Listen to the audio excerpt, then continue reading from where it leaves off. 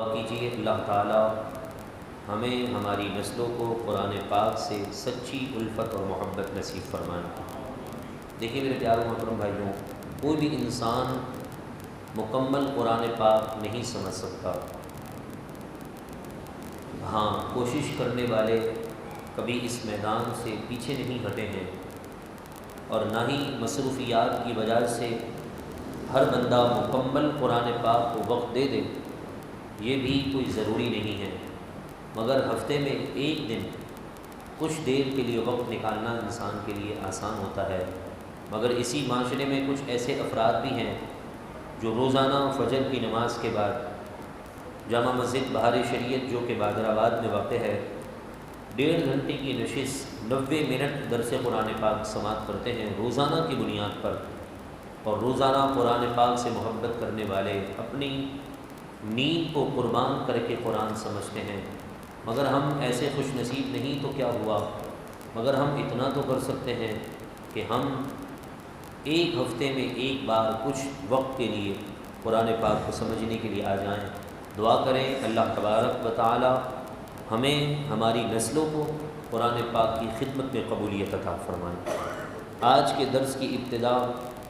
سورہ طٰہٰ سے ہے۔ سورہ طٰہٰ یہ مکی صورت ہے، اس میں 135 آیتیں، 135 آیات اور 8 رکوع ہیں۔ بسم اللہ الرحمن الرحیم، اللہ تبارک و تعالیٰ کے نام سے شروع جو بہت زیادہ مہربان، بے حد رحم فرمانے والا۔ طٰہٰ یہ حروف مقطعات ہیں جن کا معنی اللہ اور اس کے حبیب بہتر جانتے ہیں۔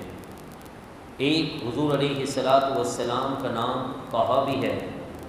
تو گویا اللہ تبارک و تعالیٰ اپنے محبوب سے کلام فرما رہا ہے کہ طٰہٰ یعنی اے میرے پیارے حبیب، ما انزلنا علیک القرآن لتشقی، اے محبوب ہم نے یہ قرآن آپ پر اس لیے نہیں اتارا کہ آپ مشقت میں پڑ جائیں، الا تذکرۃ لمن یخشی، مگر اس قرآن کو اتارنے کا مقصد یہ ہے کہ نصیحت ان لوگوں کے لیے جو اللہ تبارک و تعالیٰ سے ڈرتے ہیں۔ آج اللہ کا کلام شریعت مطہرہ مجھے اور آپ کو یہ پیغام دے رہی ہے کہ ہم رات کے کچھ پہر آرام کر کے رب کی عبادت میں لگ جائیں، اس کو راضی کرنے کے لیے کچھ دیر کے لیے سجدے میں جائیں، نماز تہجد ادا کریں۔ مگر اللہ تبارک و تعالیٰ اپنے محبوب سے کلام فرما رہا ہے کہ پیارے، جو ہم نے آیتیں اتاری اس میں تہجد کا ذکر موجود ہے، نمازوں کا ذکر موجود ہے، تو ہم آپ پر قرآن اس لیے نہیں اتار رہے کہ آپ مشقت میں پڑ جائیں، نماز بھی آپ پڑھیں، تہجد بھی آپ ادا کریں، مگر رات کے کچھ پہر میں آپ آرام بھی کریں کہ دیکھیں کہ کس قدر عبادت کی وجہ سے آپ کے پاؤں میں ورم اور زخم ہو چکے ہیں، لہذا آپ کچھ دیر کے لیے آرام کریں، مشقت میں نہ ڈالیں اپنے آپ کو۔ اور قرآن کو اتارنے کا مقصد یہ ہے کہ اس کے ذریعے سے لوگ نصیحت حاصل کریں، وہ لوگ جو اللہ تبارک و تعالیٰ سے ڈرتے ہیں، کیونکہ قرآن مجید فرقان حمید ہدایت بھی ہے تو متقین کے لیے ہے، قرآن ہدایت ہے، اور اگر قرآن رہنمائی دیتا بھی ہے تو وہ بھی تقوی اختیار کرنے والے، ڈرنے والوں کے لیے۔ یہاں پر قرآن مجید فرقان حمید نے بہت ہی لاجواب اور عمدہ بات کی ہے، حالانکہ قرآن کی ہر بات عمدہ اور لاجواب ہے، مگر یہاں قرآن مجید فرقان حمید نے ایک فلسفہ سمجھا دیا کہ ہر چیز، ہر انسان کسی چیز کی طرف لپکتا ہے، جاتا ہے، تو اس کے اندر اس کی کوئی نہ کوئی طلب، مقصد، کوئی نہ کوئی غرض چھپی ہوئی ہوتی ہے، تبھی انسان اس چیز کی طرف بڑھتا ہے۔ بے مقصد، بے غرض کہ کسی سے انسان کو کوئی چیز کی غرض ہی نہیں تو انسان اس کام کی طرف نہیں جاتا ہے۔ یوں کہہ لیجیے کہ ہر انسان کوئی بھی کام کرتا ہے تو اپنے مطلب کے لیے کرتا ہے، لیکن قرآن مجید فرقان حمید نے کتنے پیارے انداز میں سمجھا دیا کہ قرآن کو اس لیے اتارا ہے کہ اس کا مقصد، اس کا مطلب، اس کی غرض یہ ہے کہ لوگ متقی بن جائیں، اور متقی تقوی اختیار کرنے والے اللہ سے ڈرنے والے ہیں، اور جو اللہ سے ڈرتے ہیں یہ قرآن انہی کے لیے نصیحت ہے، انہی کے لیے ایک سبق آموز واقعات ہیں۔ تو ہمیں قرآن مجید فرقان حمید کی آیتوں پر غور کرنا ہوگا۔ سیدنا فضیل بن عیاض رحمۃ اللہ تعالی علیہ فرمایا کرتے ہیں کہ آپ فرماتے تھے کہ یہ قرآن مجید فرقان حمید صرف اور صرف اللہ کا کلام نہیں کہ ہم صرف اس کو پڑھیں، پڑھنا بھی ثواب ہے، لیکن فرماتے ہیں ہماری مصیبت، سب سے بڑی مصیبت یہی ہے کہ ہم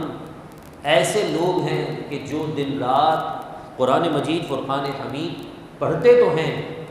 مگر اس پر عمل نہیں کرتے،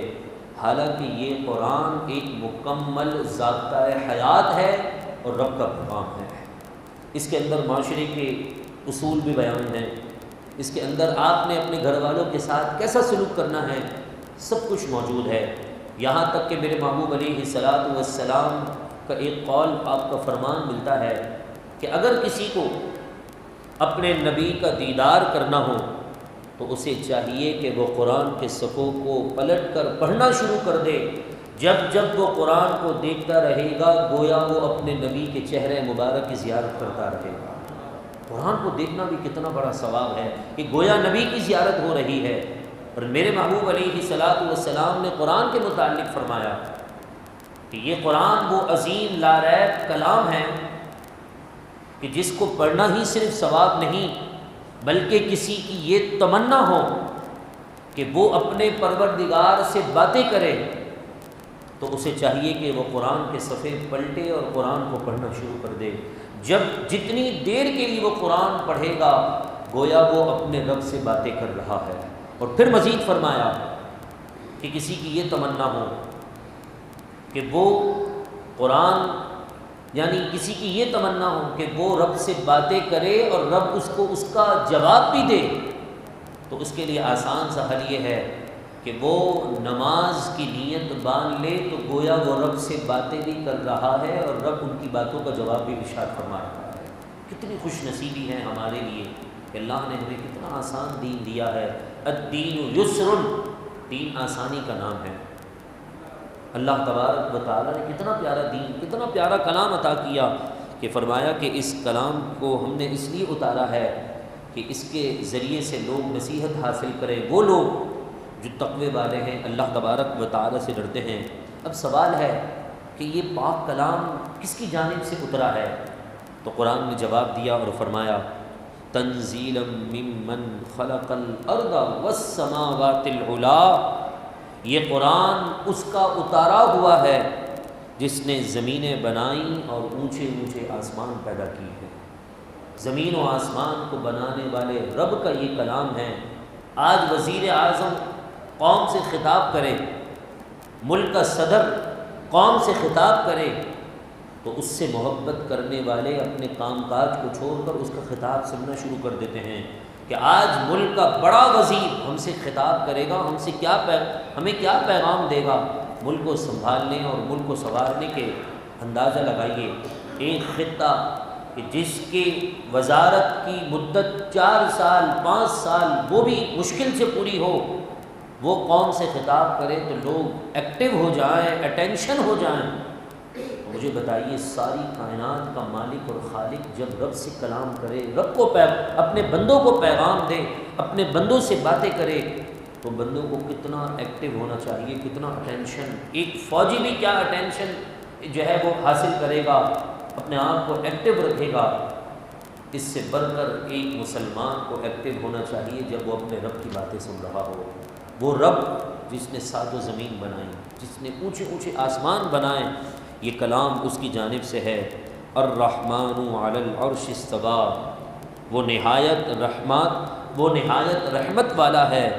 اس نے اپنی شان کے مطابق عرش پر استوا فرمایا ہے۔ لہو ما فی السماوات و ما فی الارض، اسی کا ہے جو کچھ آسمانوں میں ہے اور جو کچھ زمین میں ہے۔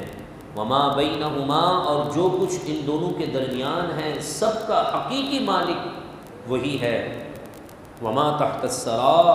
اور جو زمین کی تہ میں گیلی مٹی موجود ہے، پانی والی مٹی موجود ہے، وہ اس کا بھی مالک ہے، دنیا کے ذرے ذرے کا حقیقتاً وہی مالک ہے۔ یہاں پر ایک بات میں آپ کو سمجھا دوں، قرآن مجید فرقان حمید سورہ طٰہٰ آیت نمبر 6 کے اندر فرمایا کہ آسمان کا بھی وہی مالک، زمین کا بھی وہی مالک، جو کچھ اس کے درمیان ہے اس کا بھی وہی مالک، اور جو زمین کے نیچے چکنی مٹی ہے اس کا بھی وہی مالک ہے۔ مگر آپ اپنے گھر کے پلاٹ کے مالک ہیں، آپ اپنے گھر کے مالک ہیں، چاہے بیچ دیں، کرائے پر دے دیں، کہیں اور شفٹ ہو جائیں، آپ بھی مالک، رب بھی مالک۔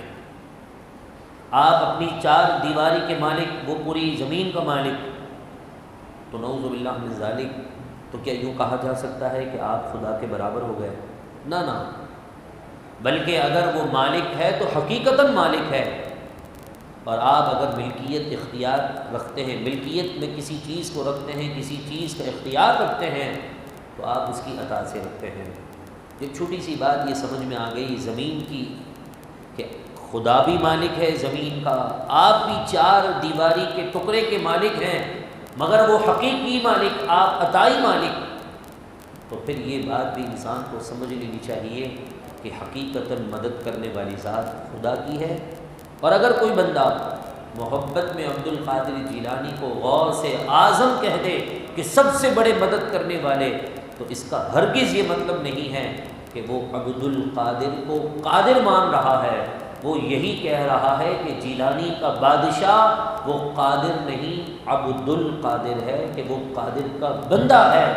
اس بات نے اسلام کو سمجھا دیا ہے اور توحید کے پیغام کو بھی سمجھا دیا ہے۔ آسان سی مثال ہے، ہم بسا اوقات کہہ دیتے ہیں۔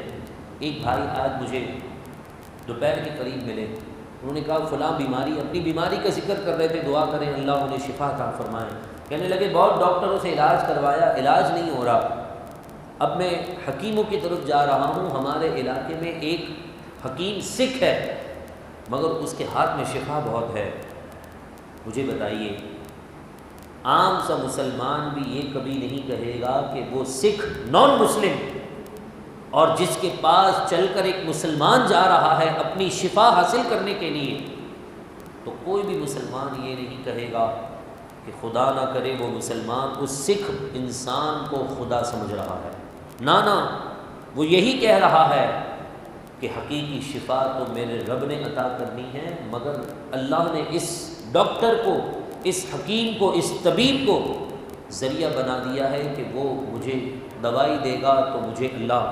شفا عطا فرما دے گا۔ تو یہی کانسیپٹ یہاں پر بھی سمجھ لیجئے کہ اگر کوئی بندہ یہ کہہ دیتا ہے کہ میری مشکل غوث پاک نے حل کر دی، عبد القادر جیلانی نے حل کر دی، خواجہ غریب نواز اولاد دے دیتے ہیں، داتا نے جو ہے بگڑی بنا دی، فلاں ہو گیا، فلاں بزرگ نے یہ کام کر دیا، تو اس کا مطلب یہی ہوتا ہے کہ حقیقی کرنے والا خدا ہے، اور ان کی عطا سے وہ ایسے مرکز تجلیات بن چکے ہیں کہ وہ ہاتھ اٹھاتے ہیں تو اللہ ان کے ہاتھ اپنے چہرے پر پھیرنے سے پہلے اللہ ان کی دعائیں قبول فرما لیتا ہے اور کام بن جاتے ہیں۔ جس طرح میرے نبی علیہ الصلوۃ والسلام کو فرمان موجود ہے، آقا دو جہاں صلی اللہ علیہ وسلم نے فرمایا کہ کچھ بظاہر دکھنے میں میلے کچیلے پراگندہ کپڑے والے لوگ، جنہیں لوگ حقیر سمجھتے ہیں، جھڑک دیتے ہیں، جھاڑ دیتے ہیں، ایسے پراگندہ والے یعنی پراگندہ کپڑے والے لوگ رب کے ایسے پیارے ہوتے ہیں کہ جو بھی رب سے مانگتے ہیں ان کی دعا مکمل نہیں ہوتی، اللہ پہلے انہیں عطا فرما دیتا ہے۔ وہ آج ایسے دنیا کے اندر مجذوب ولی قطب ابدال کے درجے پر فائز لوگ موجود ہیں، ہمیں ان کا ادب کرنا ہوگا۔ قرآن نے فرمایا کہ یہ قرآن اللہ تبارک و تعالیٰ کی جانب سے اترا ہے کہ جس نے آسمان اور اونچے اونچے جو ہے زمینیں اور اونچے اونچے آسمان بنائیں، اسی کے لیے آسمان اور زمین کی ساری ملکیت ہے۔ وَإِن تَجْهَرْ بِالْقَوْلِ، اگر آپ بلند آواز سے بولیں، فَإِنَّهُ يَعْلَمُ السِّرَّ وَأَخْفَى، تو بے شک وہ رب کائنات وہ آہستہ اور اس سے بھی زیادہ پوشیدہ بات کو خوب جاننے والا ہے۔ مجھے بات سننے کے لیے آواز کی ضرورت ہے، آپ کے ہونٹ ہلے نہیں، آپ کے حلق سے آواز نکلے نہیں تو کوئی بھی سننے والا آپ کے کلام کو سن نہیں سکتا ہے، کوئی بھی سمجھنے والا آپ کی بات کو نہیں سمجھ سکتا ہے، لیکن رب العالمین کے لیے اس کا بالکل برعکس ہے کہ کوئی کہے یا نہ کہے، دل میں خیال رکھے یا نہ رکھے، رب العالمین دلوں کے بھید بھی جاننے والا ہے۔ دل میں جو بات انگڑائی لے رہی ہے اللہ تبارک و تعالیٰ کو اس بات کا بھی علم ہے، بلکہ ابھی کوئی بات انگڑائی نہ بھی لے، ان فیوچر مستقبل میں کوئی بات ہونے والی ہو، میرا رب اس کو بھی جانتا ہے، کیونکہ وہ زمین کی تہ میں چلتے ہوئے کیڑے کے دل میں کیا بات چل رہی ہے، میرے رب کو اس بات کا بھی علم ہے۔ وہ وحدہ لا شریک ہے، عالم الغیب والشہادہ ہے، علیم بذات الصدور ہے، دلوں کے بھید جاننے والا ہے، اس کی شان عرفہ و اعلیٰ ہے۔ مگر جہاں اس نے یہ اپنی شان قرآن کی ان آیتوں میں بیان کی، وہاں ایک موقع پر قرآن نے یہ بھی بتا دیا کہ جہاں میں عالم الغیب والشہادہ ہوں اور علیم بذات الصدور ہوں، تو وہیں میں اپنے خاص بندوں کو بھی اپنے علم سے حصہ عطا فرماتا ہوں۔ آگے قرآن نے فرمایا اللہ لا الہ الا ہو، اللہ ہے، اس کے سوا کوئی معبود نہیں، لہ الاسماء الحسنی، اسی کے لیے سارے اچھے بہترین نام ہیں، سارے نام خوبصورت اسی کے ہیں، رحمان بھی وہی،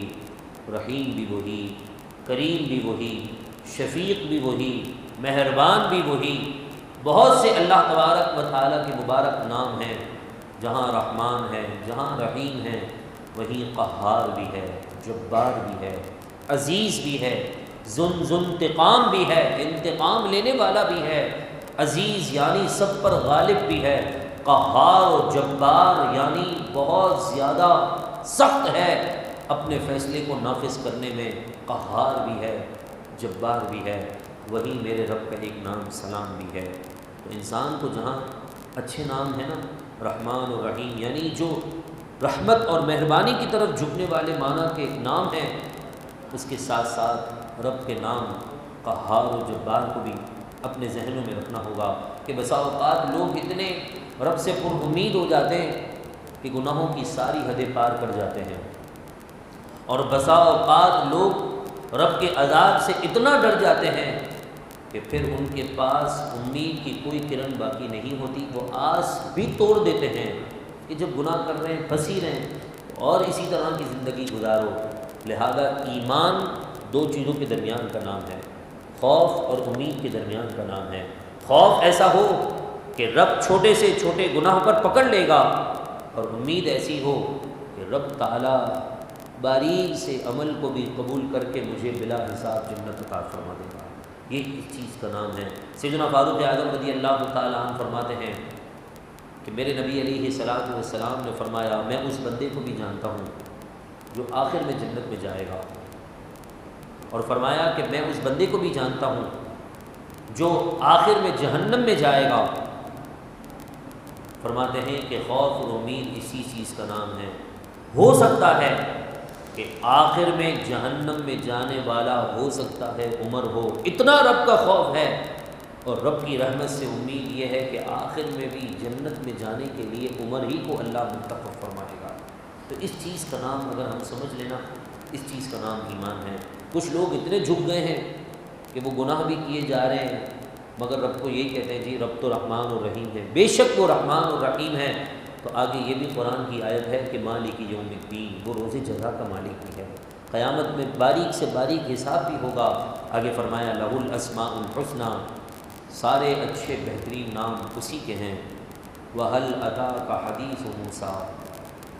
اور کیا آپ کے پاس حضرت موسیٰ کی خبر آئی؟ اللہ کا کلام محبوب علیہ الصلوۃ والسلام سے فرما رہا ہے، اور اس کے بعد حضرت موسیٰ علیہ السلام کا واقعہ بیان ہوتا ہے کہ حضرت موسیٰ علیہ السلام فرعون کے گھر میں پرورش پاتے ہیں، اور اس سال آپ کی ولادت ہوئی، اس سال فرعون کی طرف سے یہ اعلان تھا کہ جو بھی بچہ پیدا ہوگا اسے مار ڈالو، کیونکہ اس نے خواب دیکھا تھا کہ جس خواب کی تعبیر کاہنوں نے یہ بتائی کہ تیری سلطنت میں ایک بچہ پیدا ہوگا جو تیری حکومت کو ختم کر دے گا۔ اس نے اعلان کیا کہ اب جو ہے وہ بچے مارنا شروع کر دو، جو بھی پیدا ہوتا اس کو قتل کر دیا جاتا، لڑکیاں چھوڑ دی جاتی۔ تو وزراء نے یہ مشورہ دیا کہ اگر تو نے یہی بات کرنی ہے، یہی حکم دینا ہے، تو ہمارے یہاں جو بنی اسرائیل کو ہم نے غلام بنا کر رکھا ہے، تو ہماری ساری یہ جو بادشاہت ہے ختم ہو جائے گی، غلام کوئی بچے گا نہیں، تو کام کون کرے گا؟ لہذا فیصلے میں نرمی لاؤ۔ اس نے 1 سال حکم دیا کہ 1 سال بچوں کو چھوڑا جائے اور 1 سال بچوں کو قتل کر دیا جائے۔ جس سال قتل کا حکم تھا، اللہ تبارک و تعالیٰ کی قدرت دیکھیے کہ حضرت موسیٰ علیہ السلام کی ولادت اسی سال میں ہوئی، جسے اللہ رکھے اسے کون سکے۔ حکم ہے بادشاہ کا، پوری فوج زمین میں پھیلی ہوئی ہے کہ جہاں بھی بچے کی ولادت کی خبر آتی اس کو جا کر مار ڈالتے تھے۔ حضرت موسیٰ علیہ السلام کی ولادت ہوئی، آپ کی والدہ نے ایک پیٹی لی، صندوق، اس میں ڈال کر سمندر میں بہا دیا۔ بڑی خوفزدہ تھی۔ اس سمندر کا ایک کنارہ فرعون کے گھر کے پاس سے گزرتا تھا۔ اتفاق دیکھیے، فرعون اور اس کی بیوی جو کہ نیک خاتون تھی، حضرت موسیٰ علیہ السلام پر ایمان لے آئی تھی، حضرت آسیہ رضی اللہ تعالی عنہ، وہ اپنے محل کے کنارے پر تھی کہ صندوق پانی کی سطح سے جو ہے وہ تیرتا وہاں سے گزر رہا تھا۔ تیراکیوں کو حکم دیا کہ اس صندوق کو، اس باکس کو لے کر آؤ۔ تو جیسے ہی باکس کو کھولا تو حضرت موسیٰ علیہ السلام سامنے موجود تھے۔ حضرت آسیہ کے کہنے پر فرعون نے اپنا ارادہ ترک کر دیا، ورنہ حکم دے دیا تھا کہ اس بچے کو مار ڈالو، کیونکہ یہ اسی سال پیدا ہوا ہے اور ابھی پیدا ہوا ہے، اس کے آثار ایسے ہی بتا رہے ہیں۔ حضرت آسیہ کے کہنے پر کہا کہ دیکھ ہمارے یہاں اولاد تو نہیں ہے، ہو سکتا ہے ہمیں اس سے فائدہ مل جائے یا ہم اس کو اپنے اولاد کے طور پر رکھ لیں۔ واقعہ بڑا طویل ہے۔ حضرت موسیٰ علیہ السلام جب حضرت آسیہ نے دیکھا تو حضور یعنی حضرت موسیٰ علیہ السلام کی نورانی چہرے کو دیکھ کر آپ ان پر فدا ہو گئیں۔ جیسے ہی فرعون آگے بڑھا، حضرت موسیٰ علیہ السلام 1 یا 2 دن کے بچے ہیں، داڑھی پکڑ کر زور سے چانٹا رسید کر دیا، وہ ہل گیا، کہنے لگا ہو کہ نہ ہو یہی بچہ میری حکومت کو گرائے گا۔ لیکن حضرت آسیہ کے کہنے پر اس ارادے کو ترک کیا، پرورش ہوئی۔ اب دودھ پلانے کی باری آئی تو بہت سی دائیوں کو بلایا گیا۔ حضرت موسیٰ علیہ السلام نے کسی کا دودھ نہ پیا۔ پھر وہاں پر ایک منظر، آپ کی اپنی بہن یا آپ کی خالہ، آپ کی والدہ کی بہن وہ منظر دیکھ رہی تھی۔ کہا میں ایک ایسی دائی کو جانتی ہوں، ہو سکتا ہے کہ جو ہے وہ اس کا دودھ پی لے۔ تو جیسے ہی حضرت موسیٰ علیہ السلام کی والدہ کو لایا گیا تو آپ نے ان کو دودھ پیا۔ تو کہا اس سے تیرا کیا تعلق ہے؟ تو کہا ہو سکتا ہے کہ میں دیہات کی رہنے والی ہوں، تر و تازہ ہوائیں، فریش چیزیں میرے مقدر میں تھی، تو ہو سکتا ہے کہ یہ بچہ طبیعت کے اعتبار سے اچھا ہو تو یہ اچھی چیزوں کی طرف مائل ہوتا ہے۔ اس طرح پرورش ہوتی رہی، آپ بڑے ہو گئے۔ پھر ایک معاملہ ہوا کہ آپ نے تبلیغ دین کا آغاز کیا تو جو فرعونی تھا وہ اور بنی اسرائیل جو آپ پر ایمان لے آئی تھی آپس میں لڑ رہے تھے، تو آپ نے جو ہے وہ فرعون کے اس ساتھی کو دور کرنا چاہا، تو جیسے ہی اس کو ہاتھ رکھا اس کی جان نکل گئی۔ تو آپ نے کہا یہ تو شیطان نے برا کام کروا دیا۔ دوسرے دن اتفاق سے دوپہر کے وقت آپ گشت پر نکلے تو دیکھا کہ وہی آدمی جو ہے وہ کسی اور سے لڑ رہا ہے، فرعونی سے۔ تو کہا کہ غلطی تو تیری ہی لگتی ہے کہ ہر وقت تو ہی لڑتا ہے۔ تو وہ چھڑانا چاہتے تھے، تو مسلمان جو بنی اسرائیل کا تھا اس نے کہہ دیا کہ کل کی طرح مجھے بھی آج مارنا چاہتے ہو، کیونکہ 1 دن ہو چکا تھا اس بندے کا، کس نے اسے مار ڈالا اس کا کسی کو پتہ نہ چلا تھا۔ یہ سننا تھا کہ فرعون کے اس ساتھی نے جا کر فرعون سے کہہ دیا۔ حضرت موسیٰ علیہ السلام وہ شہر چھوڑ کر چلے گئے، حضرت شعیب کی خدمت میں آ گئے، 10 سال خدمت کی، اور پھر اللہ تبارک و تعالیٰ نے اس خدمت کے صلہ میں حضرت شعیب علیہ السلام کی بیٹی سے آپ کا نکاح کروا دیا۔ آپ کی زوجہ حاملہ ہوئی اور پھر اس کے بعد آپ اپنی زوجہ کو لے کر رب کے حکم سے ایک سمت چل پڑے۔ ٹھنڈ بڑی تھی، برف باری ہو رہی تھی، آپ کی زوجہ حاملہ تھی، درد ذہ آ چکا تھا، ٹھنڈ کی وجہ سے آپ کی زوجہ کانپ رہی تھی، تو دور آپ کو جنگل میں آگ جلتی ہوئی نظر آئی، تو آپ نے اپنی زوجہ سے کہا کہ آپ یہیں رکو، میں وہاں سے جو ہے وہ ایک لکڑی میں آگ لے کر آتا ہوں، اس سے آپ اپنے ہاتھ تاپ لینا تاکہ گرمائش آپ کو حاصل ہو جائے اور پھر آپ کو تھوڑا سا سکون محسوس ہو۔ تو پھر حضرت موسیٰ علیہ السلام اس جنگل یعنی اس روشنی کی طرف بڑھے، تو وہ بہت اعلیٰ مقام اور طوا کی وادی تھی کہ جہاں اللہ تبارک و تعالیٰ نے مقدس وادی میں حضرت موسیٰ علیہ السلام کو اپنے کلام سے جو ہے اپنے ہم کلام سے مشرف ہونے کا شرف عطا فرمانا تھا۔ اس جگہ پہنچنے کے بعد اس درخت کے پتوں اور اس کے بیچ میں آواز آئی کہ میں ہی تیرا خدا ہوں، اور اپنے چپل کو یہاں سے اتار کر سائڈ پہ کر دو، ایک طرف رکھ دو، کیونکہ یہ مقدس جگہ ہے اور مقدس جگہ پر نالین کو لے کر نہیں آتے۔ تبھی مسجد کا احترام کرتے ہوئے مسجد میں سے باہر انسان کو چپل اتار دینے چاہیے، کیونکہ یہ مقدس جگہ ہے کہ میرے نبی علیہ الصلوۃ والسلام نے فرمایا یہ اسی طرح قیامت کے دن ہوا میں اٹھا کر انہیں جنت میں رکھ دیا جائے گا۔ اس مقدس جگہ سے آپ کو چپل ہٹانے کا حکم دے دیا گیا، رب تعالیٰ سے آپ نے کلام کیا، رب تعالیٰ نے آپ کو معجزات عطا فرمائے، جس کا ذکر اسی رکوع کے اندر موجود ہے۔ آئیے قرآن مجید فرقان حمید کی آیتوں کے مبارک الفاظ سے ہم اس واقعے کو سماعت کرتے ہیں۔ پورا واقعہ ہم نے اپنے الفاظ میں سماعت کیا۔ قرآن کیا فرماتا ہے؟ اذ رأى نارا، جب انہوں نے آگ کو دیکھا،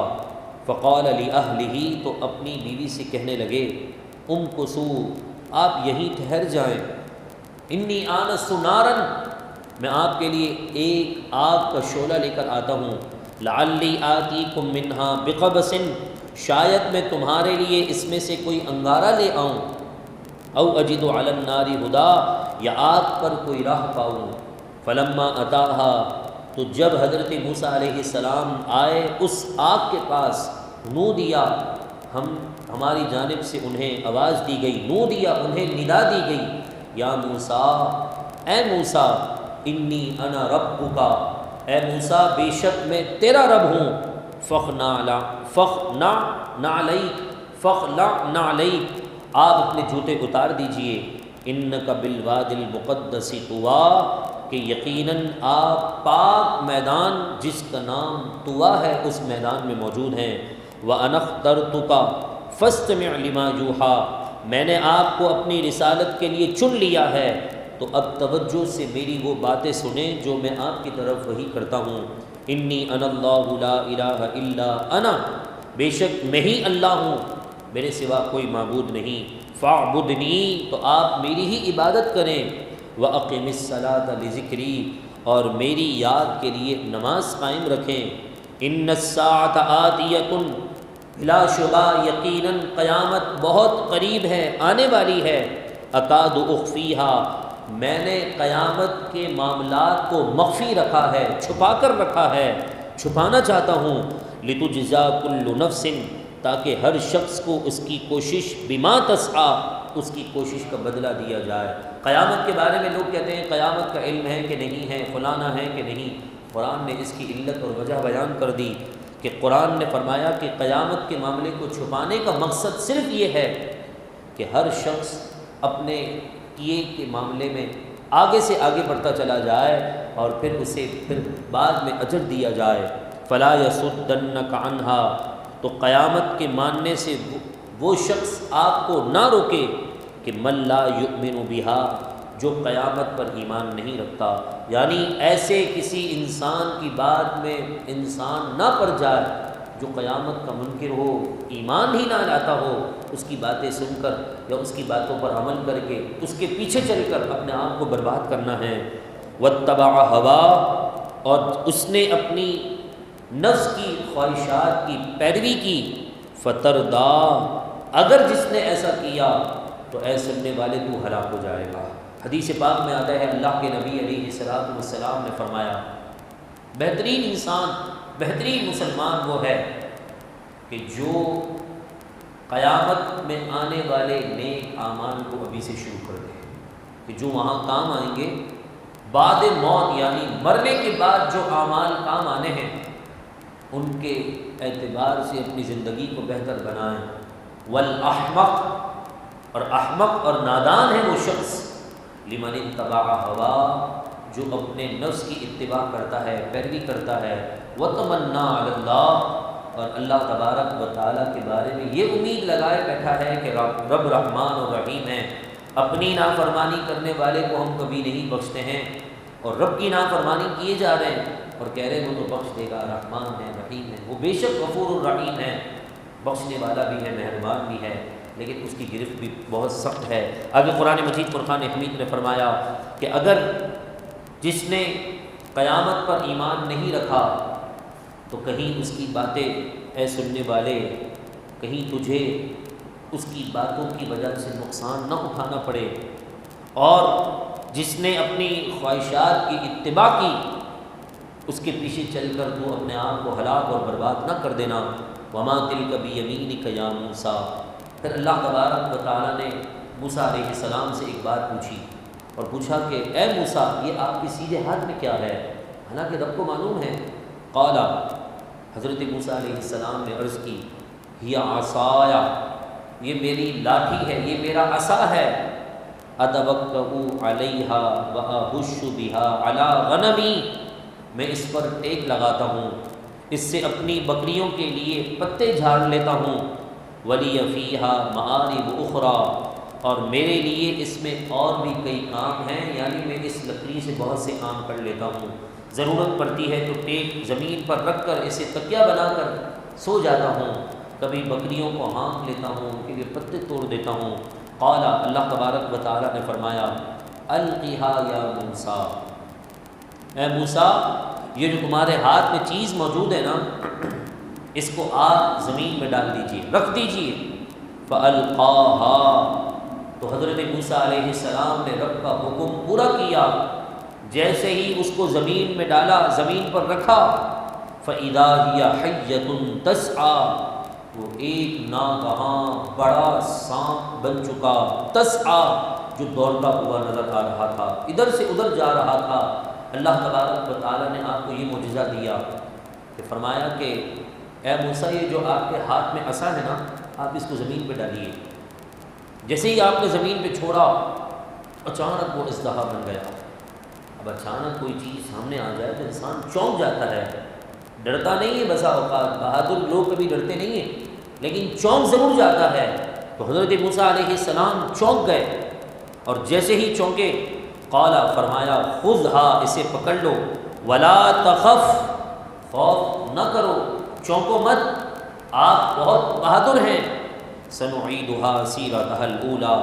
ہم ابھی اس کی پہلی حالت کی طرف اسے لوٹا دیتے ہیں۔ جیسے ہی حضرت موسیٰ علیہ السلام نے اس عصا کو واپس پکڑا، یعنی اس سانپ کو واپس ہاتھ میں لیا، تو وہ پہلے کی طرح لاٹھی بن چکی تھی۔ دوسرا معجزہ دیا گیا، وَضْمُمْ يَدَكَ إِلَىٰ جَنَاحِكَ، حکم ہوا کہ آپ اپنا ہاتھ اپنے گریبان میں ڈالیں، بٹن کا حصہ کھول کر اپنے گریبان میں اپنا ہاتھ ڈالیں۔ جیسے ہی آپ اپنا ہاتھ نکالیں گے تو یہ ہاتھ تشبیہ دینے کے لیے، ورنہ تو کوئی تشبیہ کی ضرورت ہی نہیں ہے،